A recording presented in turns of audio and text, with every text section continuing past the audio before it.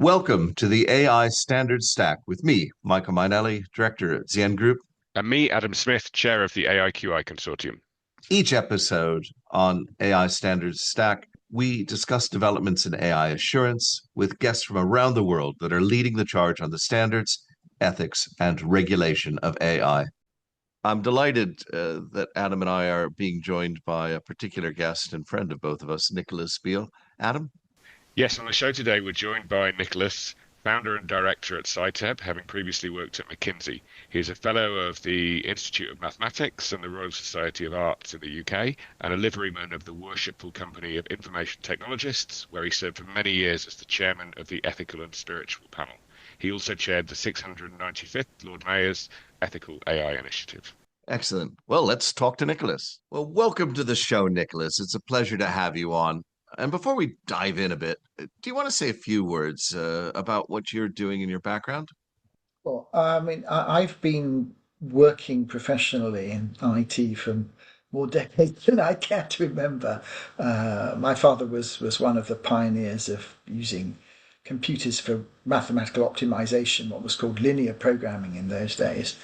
And when I joined the Worship Company of Information Technologists at the invitation of the late Sir Brian Jenkins, I'd never really come across the livery movement. I wasn't quite sure what it was all about, and it turns out to be a thoroughly good thing. As you know, the WCIT is a very active livery company, and I joined the ethical and spiritual panel. We organised the first colloquium on the ethical and spiritual implications of the internet in the House of Lords in 1996. Well, a lot of people weren't sure there were ethical or spiritual implications of the internet, including Steve Shirley, who was one of the speakers, and this led directly to her eventually endowing the Oxford Internet Institute. So it was quite a good thing, and I continued to be somewhat active in the field. I produced this really quite interesting paper in Royal Society Open Science in 2020 on an unethical optimisation principle, and then a far-sighted Lord Mayor plucked me and said, "Chair my ethical AI initiative," which was kind of very interesting, for which I'm extremely grateful. Thank you, Michael. Well, you did fantastic work with me on the Lord Mayor's Ethical AI Initiative in 2023 and 24, and I greatly appreciate it. We'll touch on that in a minute. But what first drew you to the ethical side of AI? I mean, and spiritual. I mean, typically, a background that you have in mathematics and strategy is a bit cold-hearted and rational analysis. What what what made you Yes, I appreciate? mean, I've always had a very strong personal religious commitment. One of my best professors at Cambridge was John Polkinghorne, who was the head of particle physics and then became a Anglican priest and became one of the great experts on science and religion. And I acted as his internet presence. John was never on the internet; he could only be contacted by fax. Um, and so I guess that further honed my interest in sort of science and religion, and um, it's a natural confluence. And then when the WCIT turned out to have an ethical and spiritual panel, and nobody's quite sure what it should do, we said, well, why don't we focus on ethical and spiritual implications of the internet? But yeah, I co-authored a book called Cybernauts Awake, about the ethical and spiritual implications of the internet. John was chair of a Church of England Science, Medicine and Technology Committee. We had some very good people, including Simon Peyton Jones, who was my most brilliant former employee. I was his first employer, and he rose to extreme eminence in the world of computing. Um, yeah, so that was all quite logical. Before we dive into kind of the AI bit, can you just give us a flavor of some of the issues that are involved in spiritual and ethics that you were doing back in '96? What? Well, I mean, dependent on how they communicate and what they see in their communication. I think that's one of the things that became very clear to us. It became very clear that even then, I don't think we anticipated the magnitude, but the internet was changing the way in which people interrelated to each other. It was changing concepts of locality and distance. The famous question, "Who is my neighbour?" is intriguingly different in the internet world. And it's one of these sets of issues. Once you start asking these questions, whole bunch of there are a whole bunch of threads that you can follow quite a long way, and you really, in fact, just have to decide not to follow some of these threads, because you could spend your entire life doing that, which would be interesting, but not what I do. Um, and yeah, I don't think we realised quite how much it was going to change society, but we kind of realised it was going to change society quite a bit. You referenced earlier a paper that you co-authored on the unethical optimization principle in AI. Could you explain the paper just a little bit, and what is it that about the technology that makes it disproportionately likely to pick unethical strategies, for example, while seeking risk-adjusted returns? I mean, the nice thing about this paper and my other um, paper on the regulator's dilemma is that it's a mathematical proof of something that's intuitively obvious. So the intuitive explanation, I guess that everybody can see, is that if an AI doesn't have any common sense or any particular ethical sense, and is trying to maximize some outcome, then it's going to be picking things that maximize the outcome that may actually not be terribly desirable. But how on earth do you turn that into something which is scientifically valid and mathematically provable?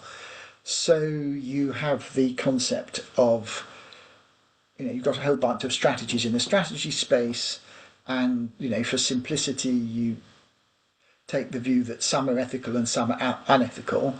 And from a mathematical point of view, or from an economic point of view, you say, well, the thing about an unethical strategy is that it might come and bite you later on, because you're going to be hit by reputational costs, you're going to be hit by compensation, investigations, criminal, whatever it happens to be.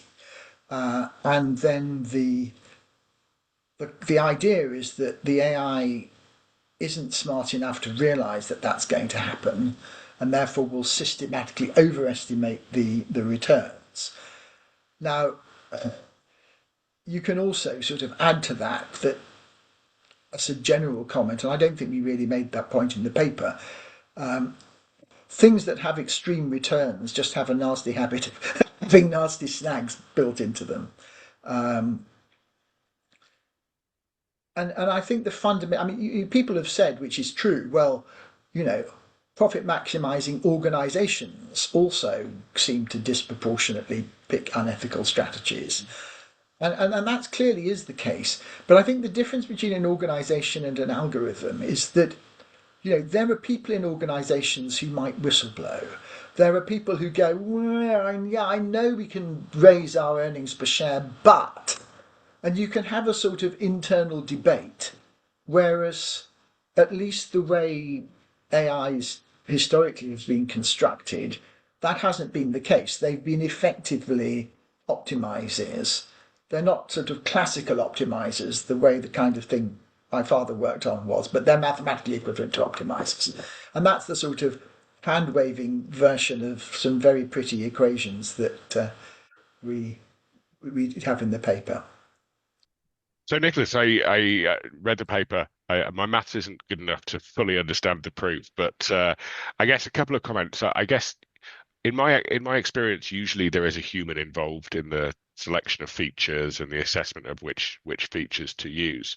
But more importantly, wouldn't the AI system be disproportionately likely to select the right features to get the best results, rather than disproportionately likely to pick the unethical features? The problem is that the AI, unless you take special measures, the AI's estimation of the best results of unethical strategies will be systematically estimated, because they won't have factored in the downside, the medium and long term downside of unethical strategies. I That's see. that's the basic idea. Now, you could imagine it would actually be a very good idea to build AI systems that did this. A system in which once you come up with what's thought to be an optimal solution, you have a separate subsystem, could be called a superego. And now let's just see what might be wrong with this. I do this actually with the way I use AIs at the moment. I'm very much into panels of AIs and using multiple AIs. So you've got one of your AIs is doing some coding for you, and then you get the other ones to do a code review, and then you feed the code review from AI B back to AI A and say, here's the code review, what do you think? And it usually said, yeah, that's very interesting, but would you like to modify the code? Similar approaches can be used in lots of other areas. And it would be kind of interesting. I've got another paper going into Royal Society Open Science about panels of AI for a different purpose, but it would be kind of interesting to do one which said, can we use AI panels to somewhat to overcome the unethical optimization principle? Because something needs to be done about it. It's terrible. Relying on a single AI is extremely risky. Relying on having a small number of AIs basically driving all the decision making in the world would be catastrophic. And human in the loop is by no means a complete solution. Plus, there are circumstances like war where human in the loop will get you killed. It's interesting because there's an argument though that was made many years ago in several papers I wrote that what ethical behavior achieves is lower volatility in the future. And we did a lot of statistical analysis with SERM 25 years ago on the fact that because you were following ethical behavior, you were less likely to be affected by, say, an NGO attacking you for illegally fishing tuna or child labor or something like that. So you were doing ethical things for financial purposes to reduce implied future volatility. And this had a financial value. So is there an argument that the framework that we're giving the AIs on optimization is itself sort of flawed?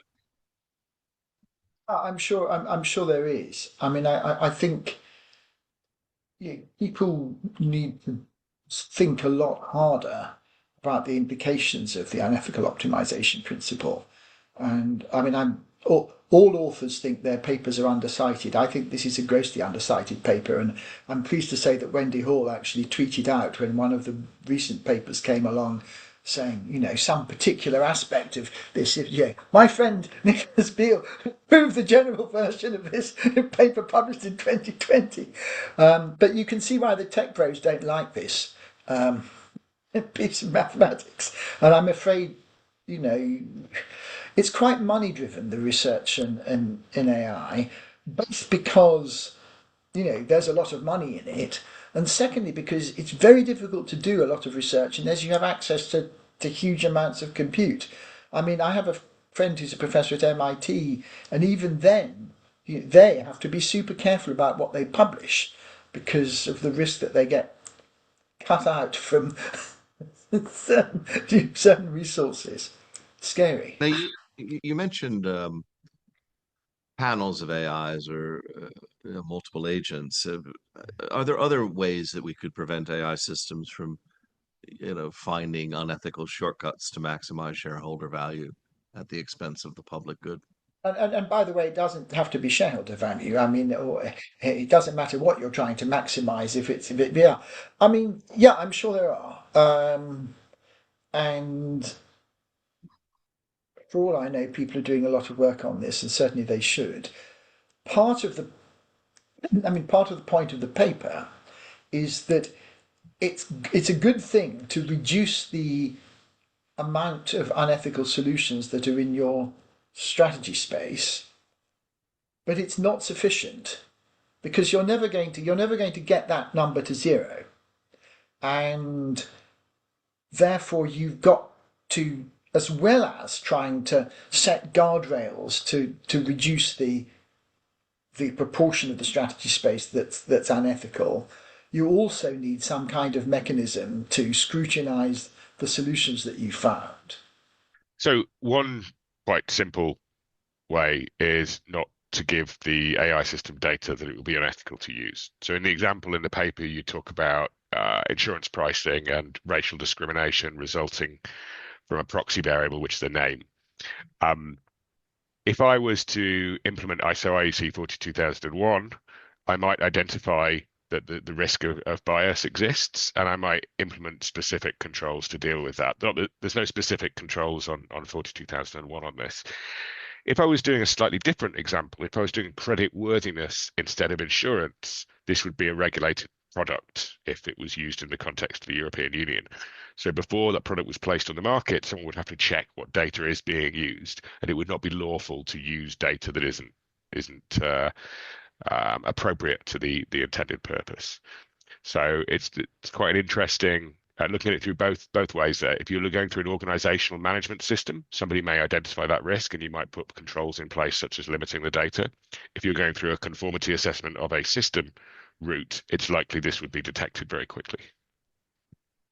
And all of that's about, reducing the amount of unethical strategists in the strategy space, uh, which is a good thing, although you also have to worry about the competitive dynamics when you're competing with other actors based in other jurisdictions who might not have those restrictions. Um, and I think the point we want to make in the paper is you have to do both. You must both try and reduce the unethical strategy in your strategy space and take account of the fact that when you've done the optimization, you may still be disproportionately selecting them. You mentioned earlier, of course, the competitive elements squeezing out. I think you were saying in defense, the human in the loop doesn't make a lot of sense if you're competing in microseconds of speed. Um, do you believe that we can make ethical AI work in the defense sector? It's going to be a massive challenge. I mean, look, you can make it work in the defence sector provided you don't have to fight a war. Pretty much the whole of the UK's military posture for the last 15, 20 years has been based on the idea that we're never going to actually have to fight a serious war. There was no plan for defending the United Kingdom. It did not exist, okay, until 2 years ago. Because it just never occurred to anyone, it was never considered a serious possibility that anyone would attack the UK. So, Mm. you can put on all kinds of wonderful self-denying ordinances if really your mental model of a military action is you send a few planes to lob a few missiles into a sandy place, and you know the moment you're actually in a real struggle against a peer adversary, i.e., e.g., in Ukraine, you quickly find out that you don't have time. You can't go through all this kind of rubbish. I mean, Mm. because if you do, you will literally be obliterated. So your innovation cycles go down to weeks, and it's really really difficult. Um, we'll see. You can put things in defence. It's just very difficult to put things in war. Mm. Good point. We recently had Dr. Christine Chow on the show, who Yes. I know is a good friend of yours. She was discussing the investor consensus on responsible AI, which you both had a huge hand in. So, as another key driver of that initiative, what is it about the principles of ICRE, Investor Consensus on Responsible AI, particularly governance, that you believe ensures stability, perhaps in global investment? Well, yeah, again, I mean, this is a difficult one because we've had to sort of move, I think it would be fair to say, into stealth mode on ICRE, because the US administration, understandably, is, suspicious of the whole sort of ethical guardrails, regulation, risk approach to AI. Now, I mean, the I think that the truth is that the more you try and dismantle formal regulation around AI, the more essential it is that people actually decide to use it responsibly. And you can make a strong argument that the world would be a much better place if everybody using AI did so in a responsible and considered manner, and then you wouldn't need any regulations because everyone would just be doing the right thing.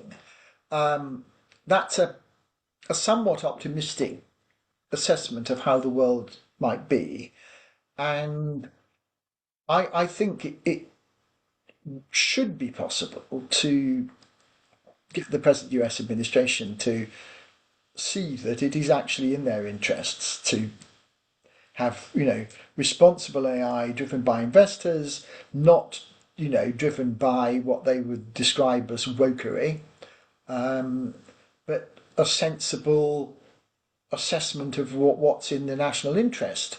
And there's an important subset of responsible behaviour here, which is sort of economically responsible behaviour. At the very least, you don't want company A, I won't say company X, company A might decide, if I do this thing, then my valuation will go up by $1 trillion, and the aggregate valuation of all the other companies in the US will go down by $2 trillion. Hmm. Now, that might well be very much in the interests of company A to do that. It's clearly not in the interests of the investors as a whole, or the US economy to do that. And so, at the very least, sort of collective action by investors to encourage economically responsible behaviour in the adoption of AI is in everyone's interests. Now, when it comes to things that are economically value generative but socially dubious, then there's going to be a more contended area. But it would still be better if we could avoid things that were plainly economically damaging, even though they were in the short-term interests of one particular company. And there are an awful lot of things around that are in that category, not least what's going on in the jobs market for younger people. Yeah. Well, it's a classic case for preserving the common pool and raising the average standard, which is what standards are Yeah. all about, for the common good, sort of farming rather than hunting. Now, you mentioned, of course, the U.S. Approach in this space and not resisting guardrails, et cetera. And I loved your comment about Company X. I'm going to have to remember that. I can't use that any longer. There's no Company X without being specific. But the U.S. Is it objecting to, in your opinion, ethical and spiritual kinds of guardrails, or is it just resisting regulation? I think there are two. There are two separate but you know mingling threats. Um, there's a very, in my opinion, an entirely legitimate criticism that some of the sort of post-training guardrails that are inserted into some of the AI models are, you know, in their own terms, just absolutely appalling. Like, would it be better to cause a nuclear holocaust that wiped out humanity or misgender, prominent person X? Allegedly, it may not be true, but he said that a number of prominent public AI models would go, oh no, it's far worse to misgender someone. And Hmm. this causes somebody quite prominent who has his own AI models to fulminate. Now, I don't know whether that's true, but certainly is true that the way models are post-trained to put in certain particular ethical points of view can lead to perverse results, and is plainly a question of imposing somebody's view of ethical standards on, a wide range of users. There was a very nice paper, I think it was a year and a half, 2 years ago, which just looked at the things that AIs were told they simply must not say, compared with the belief in the user population that those things should not be said.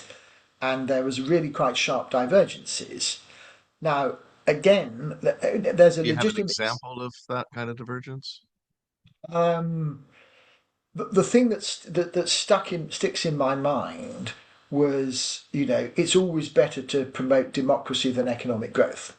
And it was really quite striking, especially if you have a global survey, you know, from memory, something like 30 or 40% of people disagreed. And, you can understand that, and I don't think that included China, by the way.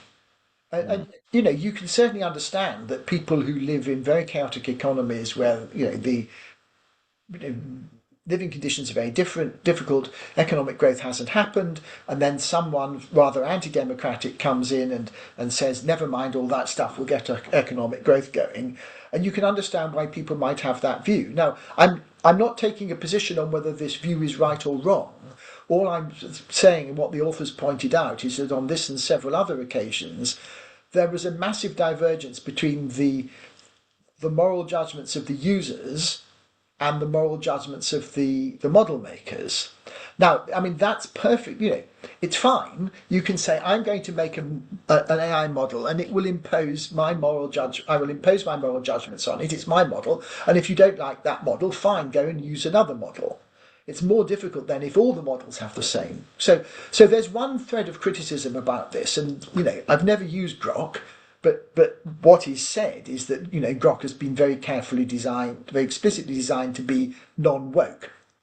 And then, they suddenly decide that, maybe there are some non-woke things that they really shouldn't allow Grok to do, so they back off. But, that's one strand. And then there's the separate strand, which is, A, we don't want woke values being imposed, but B, we're not sure that we want regulation, because what people observe about regulation is that, if you're not jolly careful, it just slows everything down. And if your innovation cycles are very fast, and you then have to wait sort of 9 months for regulatory approval, then especially if your competitors in China are innovating extremely fast, you lose the race. DeepSeek. Indeed. But circling back to the US, there is, I think, more than 1,500 state-related AI bills introduced just this year so far. And of course, California and New York are the most advanced in regulation.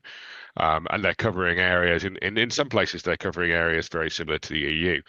And while regulatory approaches differ, there is AI-related regulation springing up all over the world. Often it's actually not about regulating products, but it's actually about increasing investment and optimizing local infrastructure to build on innovation. But there are, I think the argument that AI shouldn't be regulated seems to be over. I think there's a consensus everywhere that's, well, in many developed economies, that there needs to be some regulation in some way for something to do with AI. I think that's right. I mean, I haven't been tracking the US debate I haven't really been tracking any of that in extreme detail because there's a huge amount. I mean, I think everybody agrees that rules are needed. There's just a big disagreement about whose rules. Everybody probably agrees that their own rules are greatly superior to other people's. And clearly, the idea of 1,500 in separate state bits of AI regulation is completely ridiculous. You can actually see why there's. I mean, I remember reading that there was some attempt at the federal level to basically have a massive pushback and make it illegal for any state to regulate AI. And again, that's, on the one hand, you go, what? But on the other hand, you go, 1,500 different sets of regulations. I mean, that's just crazy. Well, that's the old wheeze about rules and regulations and standards. They're absolutely fantastic. I can give you as many as you want. So, but when you're looking at how corporations are deploying AI today now, and it is definitely accelerating. What's the single biggest blind spot you think they have when it comes to managing risk? I think they grossly underestimate the dangers of relying on single AI systems.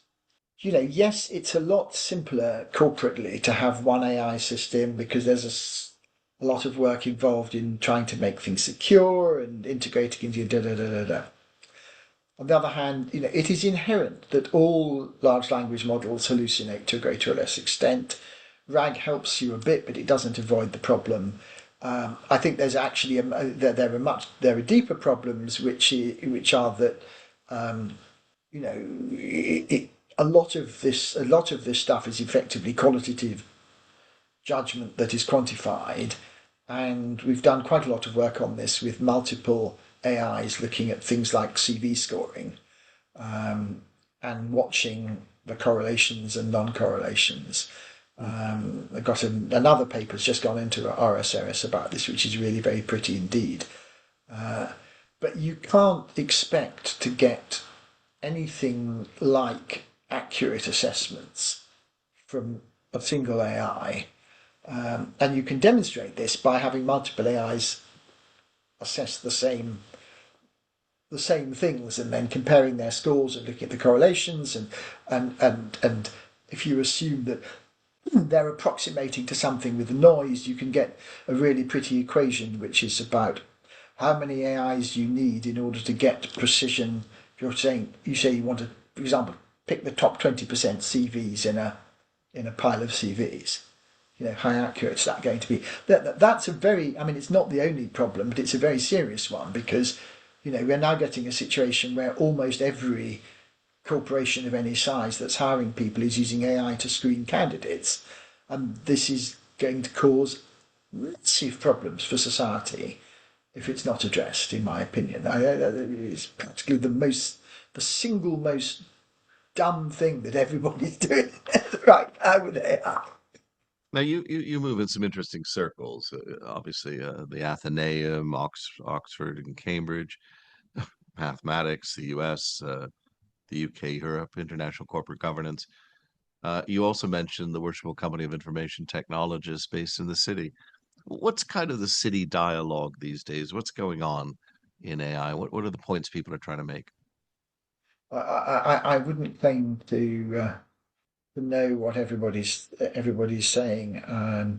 There is, however, a exciting thing which you've just organised, which is that we're going to bring together Demis Hassabis and Wendy Hall for a city dialogue on the future of AI in June. This is when I say we. This is the Worshipful Company of Information Technologists. I think the sort of save the date announcements are going to be going out in the next week or so. So hopefully, when this podcast is out, they'll be there. It's hard to think of anyone who. I think it's fair to say Demis is the single person who's done most to advance the science of AI. Sam Altman has certainly publicised it a lot and made money at least on paper, but he hasn't himself, I think, really done so much. And Wendy, of course, has been one of the wisest and most distinguished commentators on the whole thing. Until Demis won his Nobel Prize, I think it would be fair to describe Wendy as the most distinguished computer scientist in the United Kingdom, given that others are not in the United Kingdom. So that would be very interesting. I think there's a massive debate going on in economic circles about what the real productivity gains are going to be from this. The estimates, the credible people's estimates of the likely productivity gains vary by a factor of 10. I'm not talking about the nonsense that you get in management consultancies, boosterism reports and stuff like that. But if you take two extremely good economists, Philippe Aghion and Darren Acemoglu, they have. Darren did some very, very careful work on this and basically said, yes, of course, AI is going to impact lots of jobs and lots of tasks for sure. But if you look at the actual, the likely net economic productivity impact of it, it's going to be really small over 10 years. Less than 1%. Other people have done careful studies that come up with bigger numbers, not vastly bigger numbers. Vastly bigger numbers, but still, the idea that AI will suddenly sort of double, quadruple everyone's productivity is just nonsense. I guess the other thing that's of course really interesting, Wendy organised a thing at the Art Royal Society last year for the anniversary of the Turing test, and there's a pretty much a complete consensus in scientific circles that the term AGI is a marketing term with no actual scientific meaning, and it's clearly based on a sort of ridiculous paradigm, which is that the alternatives are a human being using no computing and an AI using no human input, but actually, what everyone is going to be increasingly doing. I mean, we do at the moment. If you what definition of AI, if you take it expansively enough, AI goes back to about 250 BC when somebody made a float valve that could regulate a water clock, and yes, it's a very important transformative technology, but people, there's so much marketing hype around it at the moment. I think a lot of people are going to be very disappointed, frankly. Adam may have a final question, but a final one from me is really possibly going back to the discussion that we anticipate between Demis and Wendy. Looking at the current state of AI governance, what's the one critical gap you think we still need to bridge before we let these systems become even more autonomous? Diversity, I think. I mean, we just have to have a situation where you're not letting single AIs rush around doing stuff unrestricted. We don't do this in organisations for extremely good reasons. Um, and we're going to have to figure out how to get the right mixture of checks and balances without, you know, slowing stuff down. I mean, when I read about these agentic AI systems, that just install this, let this AI take over your entire computer, and it'll sort of do all these wonderful things for you. And you go, are you mad? Why? The risk on that is now is essentially unlimited. And what's the upside? I mean, we've just got to get completely away from this winner takes all. Was going to be one solution. Life is a lot more complicated than that. I think with operating systems we let the whole thing get out of hand, and it's difficult to know how we can row back. But at least we've got sort of two and a half operating systems. But we can't and must not get to the point of single AIs or even just two or three. Frankly, it's too dangerous. Just to jump in on that, that's not even an easy problem to solve, because when you look at generative AI, they've all largely been trained on the same corpus of data. So if there is some kind of risk or vulnerability injected to something that they're all trained on, such as Wikipedia, then it will exist in every system. And I think we will see a lot of that. I think we'll see people finding vulnerabilities and finding that they can replicate them across all generative AI systems very quickly, just as we were discussing with the use of poetry on our last podcast. Well, I'm hearing echoes as well here. When you were talking, very much about unethical optimization principles, people are trying to optimize on the lowest number of AIs they think they can get away with. But you're absolutely right; they've lost diversity and safety in so doing. Yeah, I mean, my best, most cited paper is the regulator's dilemma, which is basically about the idea that just because a solution is optimal for each individual doesn't mean to say it is optimal for society as a whole, and that regulators need to encourage diversification. Um, and actually, ideas around that are also going to be quite important in my view. Well, that might be a good place to draw this conversation to a close. We have to operate a little bit under time, sadly, optimize for time. But I think we've achieved quite a bit in that, and I think it's a good note on which to end. That we really do have to consider diversity. We've got to consider group models, and I've taken a very clear message from you on all of that, and I appreciate it. So thank you very much, Nicholas, as ever. Thanks to my co-host, Adam, and we look forward to seeing you soon. Thank you. Thank you so much. Great to see you both.